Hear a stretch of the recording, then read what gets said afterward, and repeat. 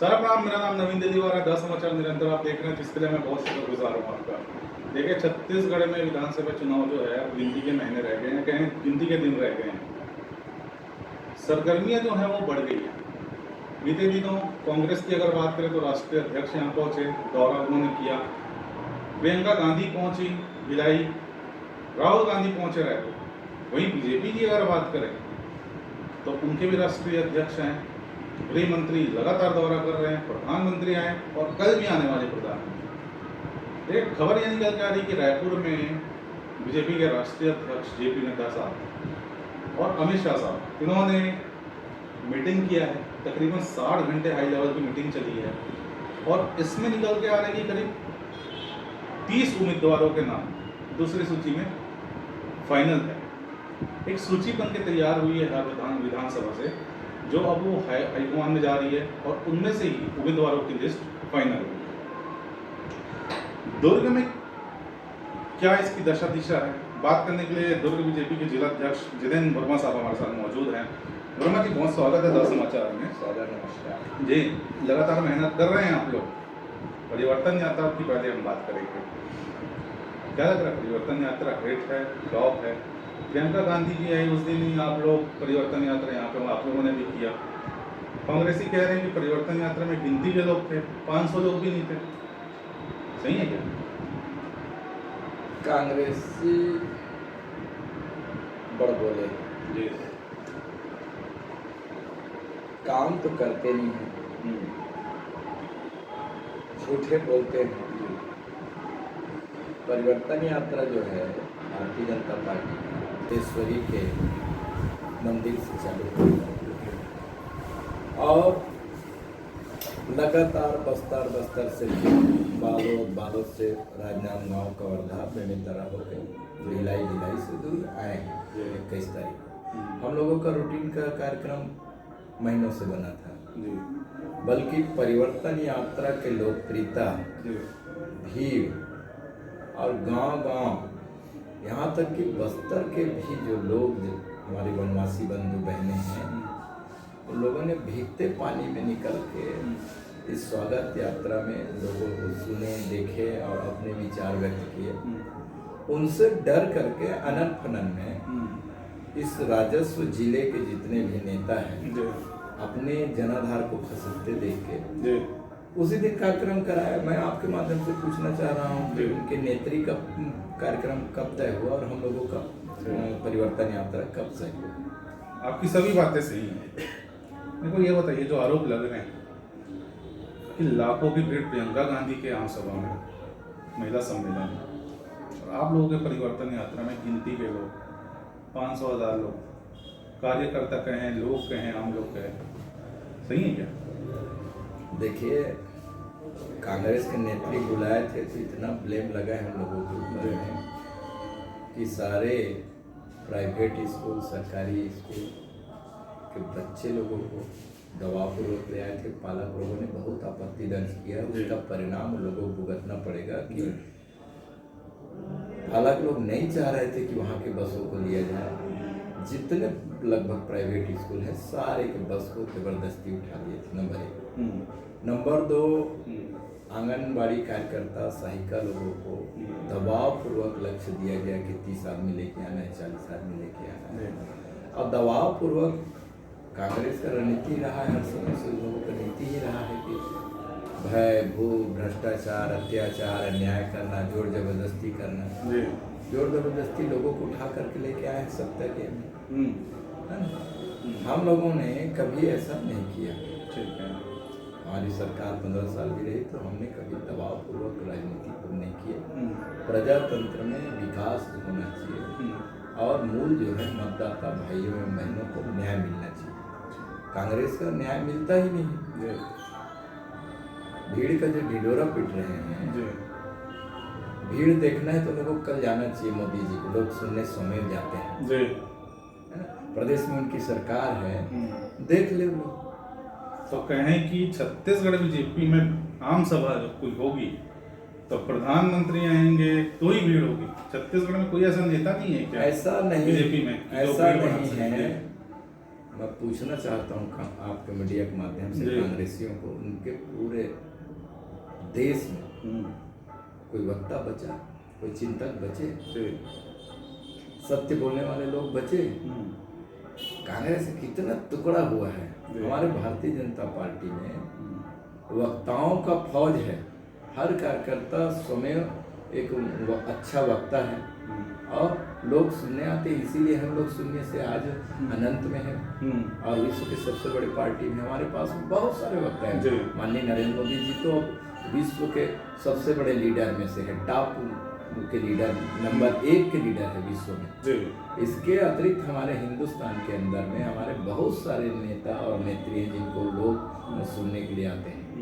चिंता कांग्रेसी को करना चाहिए। उनके पास में वक्ता कौन है? मैं पूछना चाह रहा हूँ, क्या राहुल गांधी जी को छत्तीसगढ़ के लोग सुनेंगे? नहीं सुनेंगे, क्योंकि यही राहुल गांधी जी, यही भूपेश बघेल जी 5 साल पहले के चुनाव में माँ गंगा को हाथ में लेकर के छत्तीसगढ़ के जनता के सामने 36 लोग लुभाने के वादे किए थे। उनमें से एक भी पूरा नहीं हुआ है। इनके सेकंड नंबर के मिनिस्टर जो 2.5 साल के लिए मुख्यमंत्री बनना था, TS बाबा जी, राजा साहब ने इसीलिए इस्तीफा दे दिया कि पंचायत विभाग में और घोषणा पंचायत विभाग से मतलब डायरेक्ट मतलब इस्तीफा दिए, रिटर्न में लिखे कि प्रधानमंत्री आवास है, इसके अतिरिक्त हमने जितने भी घोषणा किए थे एक भी पूरा नहीं हो रहा है। नंबर 2, आपके मीडिया के माध्यम से मैं इन लोगों कांग्रेसी लोगों को बता दूं कि वो TS बाबा जो पिछले बार छत्तीसगढ़ के कोने कोने में घूम करके जन घोषणा पत्र बनाए थे, उन्होंने इस बार साफ इनकार कर दिया कि मैं घोषणा पत्र समिति का अध्यक्ष नहीं बनूंगा और उसमें मैं काम नहीं करूंगा। और मैं पूछना चाह रहा हूँ कि आखिर वो क्यों तैयार नहीं बने? अच्छे इंटेलिजेंट में से हैं, अच्छे TS बाबा की बात करें। हाँ, TS बाबा इस बार इसके घोषणा पत्र के मैं नहीं रहूंगा बोल। अच्छा, इसलिए इन लोगों को दूसरा व्यक्ति चुनना पड़ा। पिछले दिनों प्रधानमंत्री साहब की भी बड़ी तारीफ की थी TS बाबा ने। बीजेपी ज्वाइन करवा रहे हैं क्या? नहीं, बीजेपी हम नहीं कराएंगे, क्योंकि हमारे पास छत्तीसगढ़ में बहुत लीडर हैं जिन लोगों ने अपना त्याग, तपस्या, बलिदान सब कुछ दिए हैं। TS बाबा ने सत्य बात को बोले कि संघीय ढांचा में देश के प्रधानमंत्री नरेंद्र मोदी जी ने छत्तीसगढ़ को पर्याप्त सम्मान दिया है। हमने जितने मांग रखे सबके सबको पूरा किए हैं। और यही बात भूपेश बघेल जी बोलना चाहिए। भूपेश बघेल जी बोलते ही नहीं है राजनीति में, सत्य बात को बोलना चाहिए। आप लोग तो बड़ा आरोप लगा रहे थे बीजेपी वाले कि प्रधानमंत्री आवास योजना को बांट नहीं रही है राज्य की सरकार। पिछले दिनों राहुल गांधी आते हैं, 7 लाख के करीब आवास PM आवास योजना बांट दी जाती है, क्या कहेंगे? देखिए भाई साहब, कांग्रेस जो भी कर रहे हैं अपने कर्मों से राजनीति से बाहर हो रहे हैं। भूपेश बघेल जी और कांग्रेसी लोगों को चिंतन करना चाहिए कि देश के यशस्वी प्रधानमंत्री नरेंद्र भाई मोदी जी की इच्छा कि ये हिंदुस्तान एक परिवार है और इसमें जितने भी परिवार रहते हैं कोई भी कच्चा मकान में ना रहे, टीन एक मकान में ना रहे, पैर एक मकान में ना रहे और झुग्गी झोपड़ी बस्तियों में पॉलीथीन भी तान के रहते हैं गरीब लोग। उनके लिए उन्होंने सपना देखा था कि हर एक घर पक्का मकान मिलना चाहिए। मैं आपके माध्यम से पूछना चाह रहा हूँ कि 4 साल 8 महीने प्रधानमंत्री आवास के पैसे गए। TS बाबा ने अपनी चिट्ठी में लिखा है कि देश के यशस्वी प्रधानमंत्री नरेंद्र भाई मोदी जी ने जो अपने हिस्से के पैसे हैं प्रधानमंत्री आवास के सारे दे दिए, वापस गए। इस पूरे छत्तीसगढ़ में लगभग 16 लाख प्रधानमंत्री आवास को रोक के रखे। अब आपके माध्यम से बोल रहे हैं कि 7 लाख प्रधानमंत्री आवास को स्वीकृत किए। मैं पूछना चाह रहा हूँ, चुनाव कितना दिन बचा है? आज से 6वां 7वें दिन में आचार संहिता लग जाएगा। ये जितने लोग हैं तो सिर्फ कागजों में लिस्ट बना करके दे दिया है कि आपका स्वीकृत है।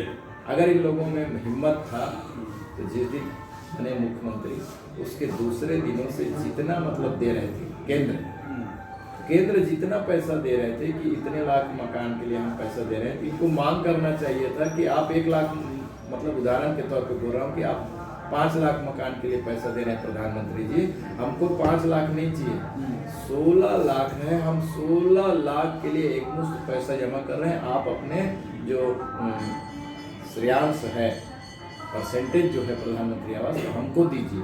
तो उस दिन छत्तीसगढ़ के जनता इनके साथ में खड़े होते और दिल्ली तक पूछ करते कि बाकी के जो पैसे हैं केंद्र सरकार हमको तत्काल दें। ये लोग पीछे तरफ से वार कर रहे हैं। आप कह रहे हैं कि छत्तीसगढ़ कांग्रेस के साथ जनता नहीं है, कांग्रेसी तो कह रहे 75 बार आएंगे। दूसरा, सभी मुद्दे जो बीजेपी के हैं, जिनके बल बदौलत बीजेपी हर राज्यों में सरकार बना रही थी, देश में सरकार बने, बात करें हिंदुत्व की, बात करें राम की, बात करें गायों की, रुपेश बघेल आते हैं, गौठान योजना बनाते हैं, कौशल्या माता जी का मंदिर बनाते हैं, गोबर खरीदी होती है, और अब तो जो पीएम आवास का एक जो आप लोगों ने आरोप लगाया था वो भी बढ़ गया। अब कौन सा मुद्दा लेके जाएंगे जनता के बीच? देखिए भाई साहब, काट के हंडी बार बार नहीं चढ़ते हैं। फिर इनके जो माँ गंगा के जल को हाथ में लिए थे और 36 वादे जो किए थे, उसके लोक लुभाने वादे के जाल फांस में छत्तीसगढ़ की जनता जनार्दन आ गई। अच्छा, पीएम आवास में मैंने अभी बोला है, पीएम आवास को मैं चैलेंज कर रहा हूँ कि इनमें दम है तो इन 7 लाख मकान के लिए जब स्वीकृत किए बोल रहे हैं तो 2 दिन के भीतर सारे पैसे हितग्राही के खाते में डाल के बताएं। समझ रहे हैं? हितग्राही के खाते में डाल दें, है ना? पैसे इनके पास है नहीं, कागज में स्वीकृत कर दिए हैं। 7 या 8 तारीख को आचार संहिता लागू हो जाएगा। उसके बाद बोलेगा कि हम आप लोगों को प्रधानमंत्री आवास दे रहे थे, अब चुनाव आ गया, हमको इस बार वोटिंग कर दो करके मूर्ख बना रहे हैं। अच्छा, राम, ये हिंदुस्तान जो है मर्यादा पुरुषोत्तम श्री रामचंद्र जी के हैं। अयोध्या में मर्यादा पुरुषोत्तम श्री रामचंद्र जी का मंदिर जहाँ जन्म स्थली है, उस जगह के मंदिर को बनने नहीं दिए साहब। 300 साल से ज्यादा रुका रहा। और आज़ादी के बाद में आप देख लीजिए 15 अगस्त 1947 के बाद में कांग्रेसी लोग राज किए। चाहते तो एक तो मंदिर का मामला था, बैठे बैठे सुलटा देते। अच्छा, सुलटने नहीं दिया।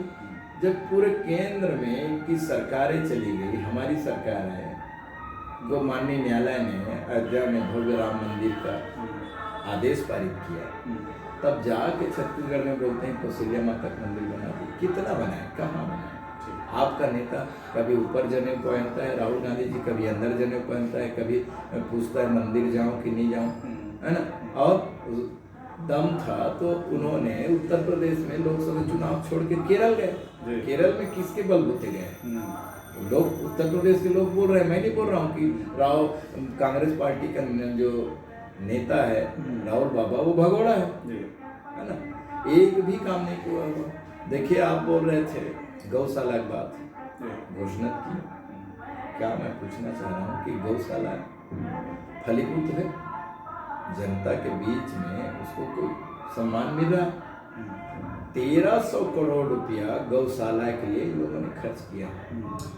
पूरे छत्तीसगढ़ में एक भी गौशाला नहीं है।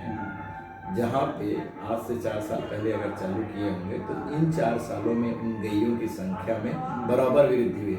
मैं चैलेंज कर रहा हूँ कांग्रेसी लोगों को, मुख्यमंत्री को, कि उसमें दम है तो ये बताए कि हमने फलाने गांव में 4 साल पहले गौशाला प्रारंभ किए थे तो गैयों की संख्या इतने 40 गई, अब ये 4 साल में वो जो है बढ़ा है क्या? 1300 करोड़ रुपया खा गए, कांग्रेसी लोगों को बंदर बाट कर दिए, है ना? और दूसरा, इसी गैयों के बारे में बोले थे हम रोका छेका करेंगे छत्तीसगढ़ ही में। रोका छेका मतलब गांधी हाउस के रूप में रहेगा, किसान लोगों को फसल को क्षति जानवर नहीं पहुंचे। ये छत्तीसगढ़ का एक भी गांव नहीं है। मैं इस पर चैलेंज कर रहा हूँ कि भूपेश बघेल जी के खुद के गांव बेलौदी में रोका छेका होगा या कुरुंडी में है तो बता दें, है ना?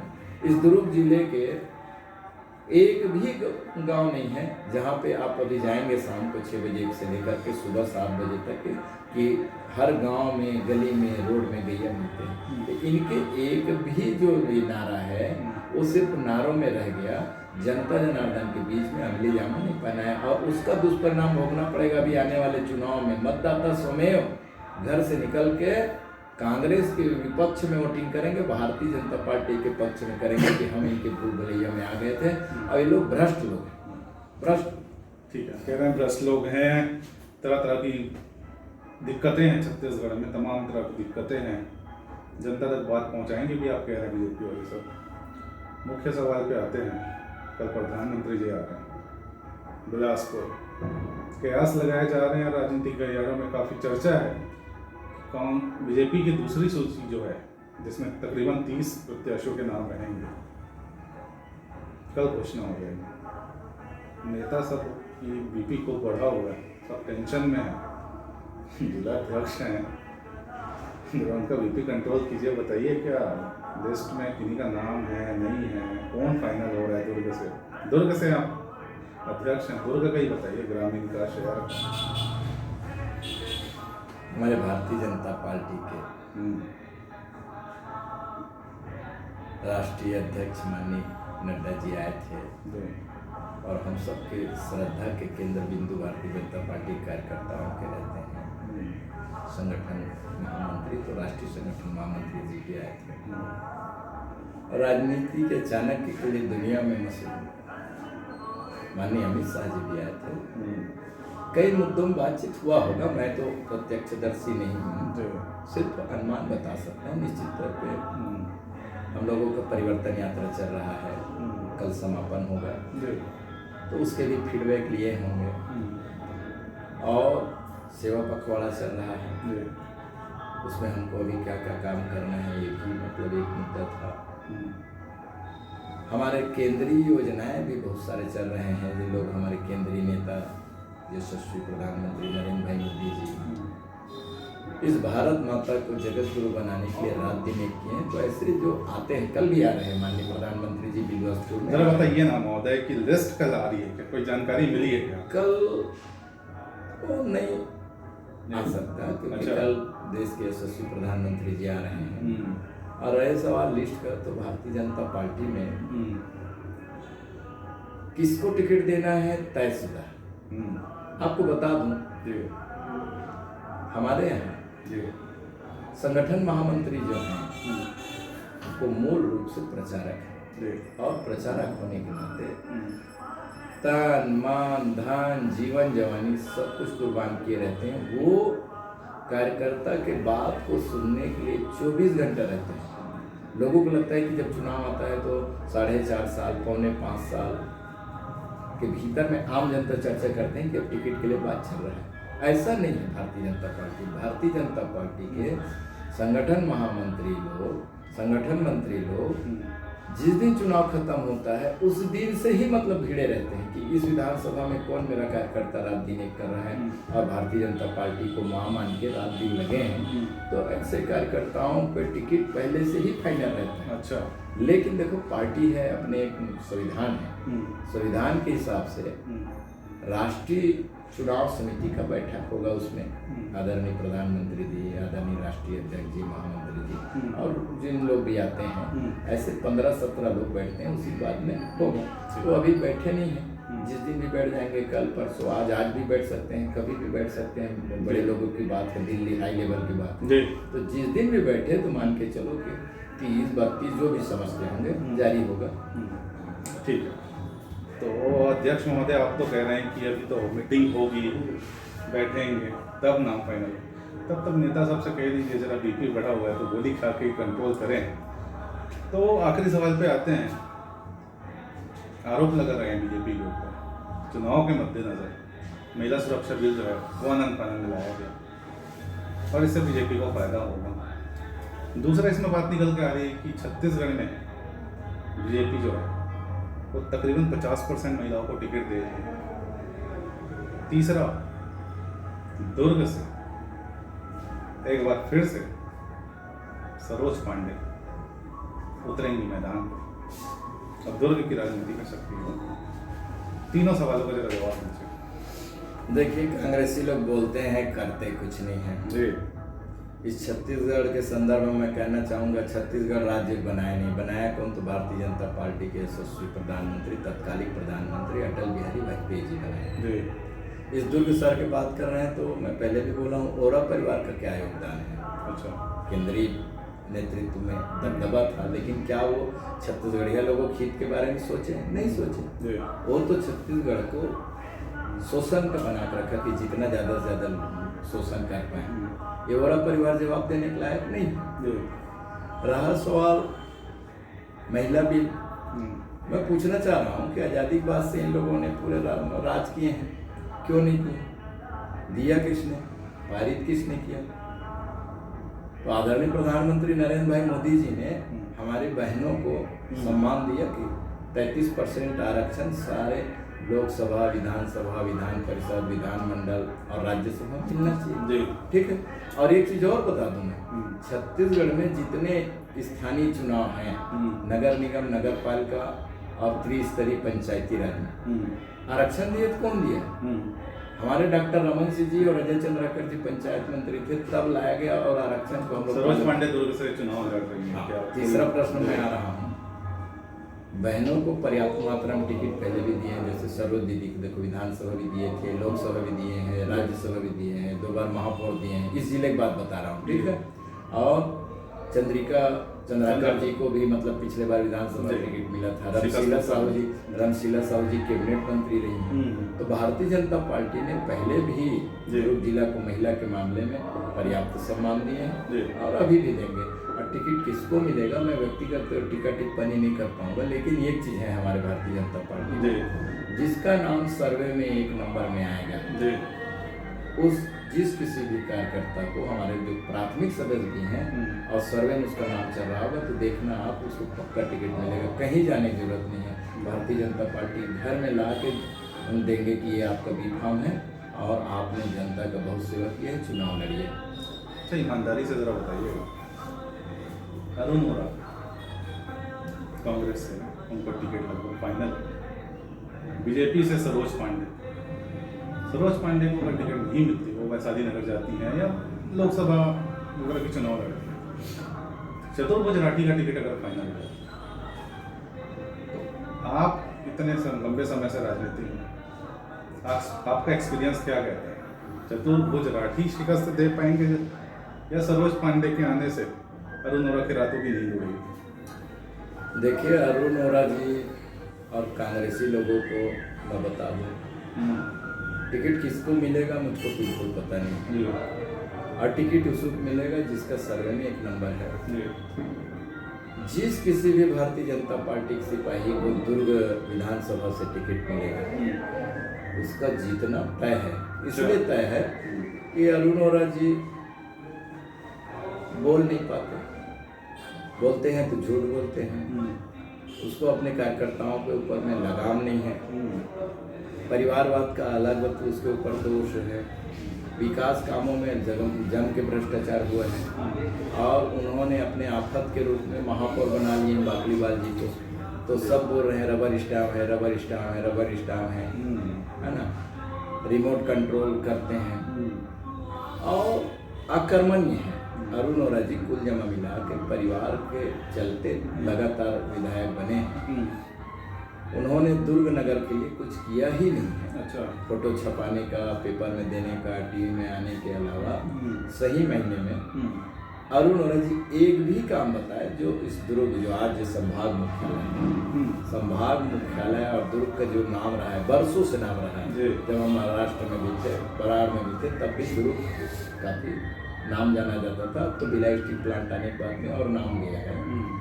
उस जमाने से समृद्ध दुर्ग के लिए क्या किया, कोई एक भी बता दीजिए आप।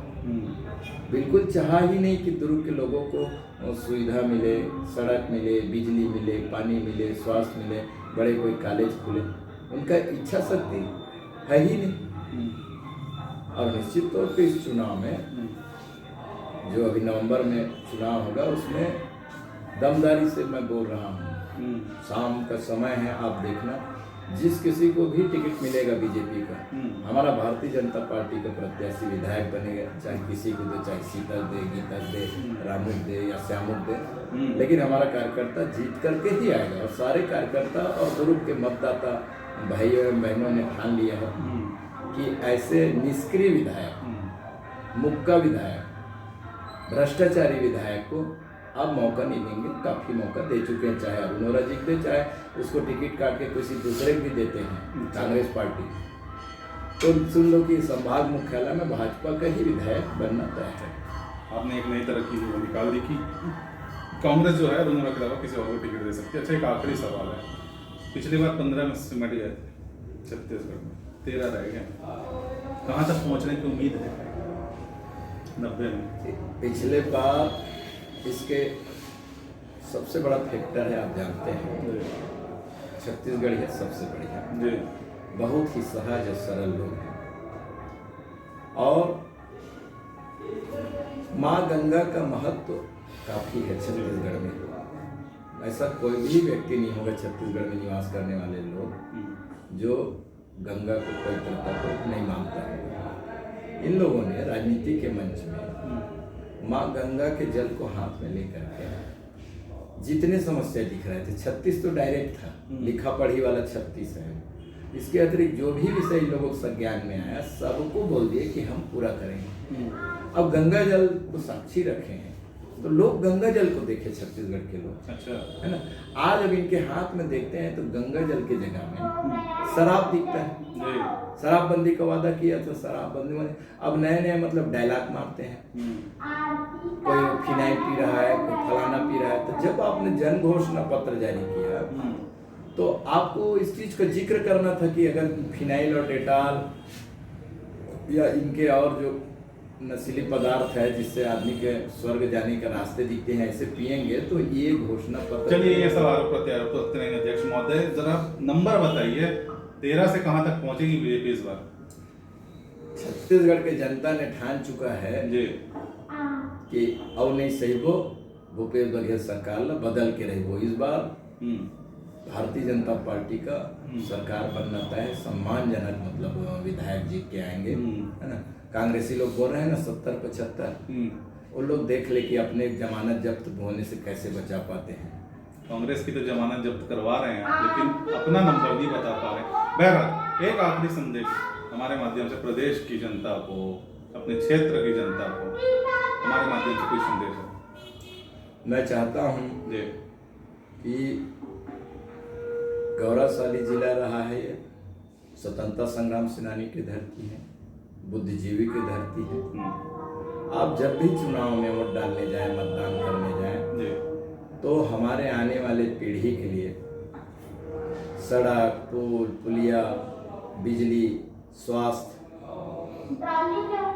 स्टैंडर्ड मानक के जो चीज होना चाहिए, छत्तीसगढ़ महतारी को हम परम वैभव में ले जाएं, ऐसे पार्टी और ऐसे कैंडिडेट को वोटिंग करना चाहिए। उन लोगों को नहीं जिन लोग मतलब माँ गंगा के जल को हाथ में लेकर के झूठ बोलते हैं। पीएससी जैसे पेपर में आपके माध्यम से बता देता हूँ, बताइए इस प्रदेश का दुर्भाग्य है कि सबसे प्रामाणिक परीक्षा और छत्तीसगढ़ का सबसे बड़ी परीक्षा पीएससी में घोटाला हुआ है। और आपके मीडिया के माध्यम से ये चीज और बताऊँ मैं कि जितने लोगों के ऊपर ब्लेम लगे हैं ये मुख्यमंत्री जी के नजदीक के हैं।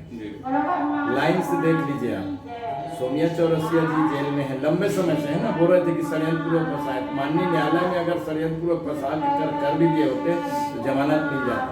कहाँ थे? पाटन में एसडीएम थे।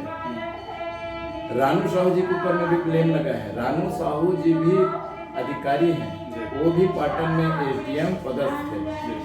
पीएससी का अध्यक्ष टामन सोनवानी जी के घर से बहुत सारे लोगों का सिलेक्शन हुआ है। ये टामन सोनवानी जी भी पाटन में एसडीएम थे। अमृत खलको नाम के अधिकारी का नाम आया है। अमृत खलको जी भी दुर्ग राजस्व जिला में अधिकारी थे। तो सारे वो अधिकारी आ रहे हैं जिन्होंने या तो दुर्ग राजस्व जिला में सर्विस दिए। क्यों मतलब इन लोगों के ऊपर में आ रहे हैं? चाहे 2000 करोड़ के उसमें देवेंद्र यादव जी के परिवार के आए तो वो भी कौन है? माननीय मुख्यमंत्री जी के नजदीक के लोग। और इस दुर्भाग्य है कि आदमी सत्ता में आने के बाद में कि अपने लोगों को अच्छे रास्ते में ले जाके उत्प्रेरित करने। आप देखो नरेंद्र मोदी जी हैं एक देश में, अटल बिहारी वाजपेयी जी हैं, इन लोगों के नजदीक के लोगों में रिश्तेदार हैं कि उसके अधिकारी हैं, क्या जेल गए हैं? नहीं गए।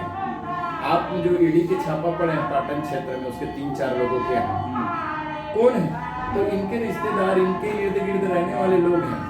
इन सब चीजों से कांग्रेस को सीख लेना चाहिए कि आप सरकार बुलाए हैं तो अपने लोगों को अच्छे स्थान में ले जाना चाहिए।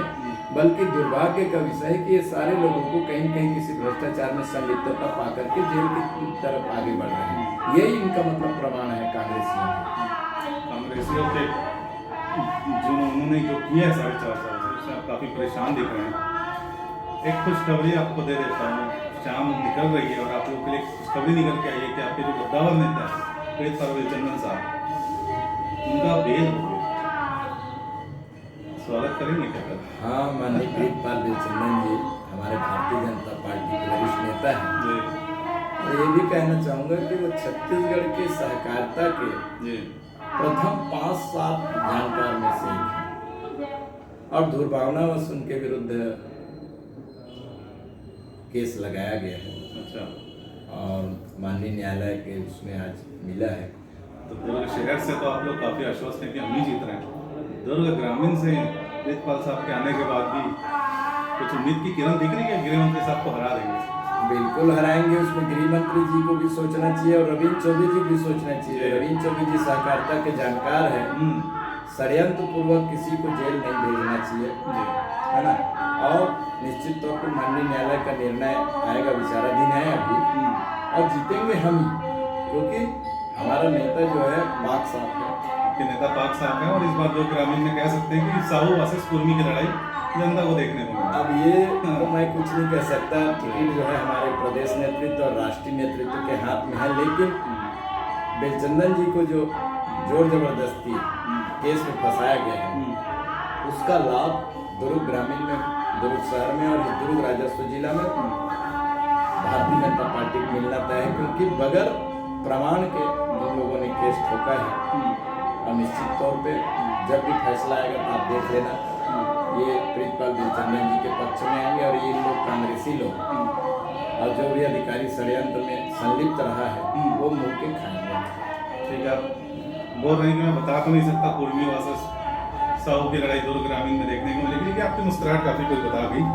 तो ये थे हमारे साथ दुर्ग जिला बीजेपी अध्यक्ष जितेंद्र वर्मा साहब। इनका साफ कहना है कि इस बार कांग्रेस हारेगी, छत्तीसगढ़ में बीजेपी आएगी। ये भी बता रहे हैं कि शायद दूसरी लिस्ट आने में बीजेपी की अभी 2-3 दिन और लग जाए, तब तक के लिए नेता सब जो हैं वो जरा उनकी टेंशन अभी कम नहीं होगी। बहरहाल आज के हमारे इस खास चर्चा में फिलहाल इतना ही मित्रों, जल्दी होगी नई शख्सियत के साथ मुलाकात, तब तक के लिए मुझे दीजिए इजाजत सर।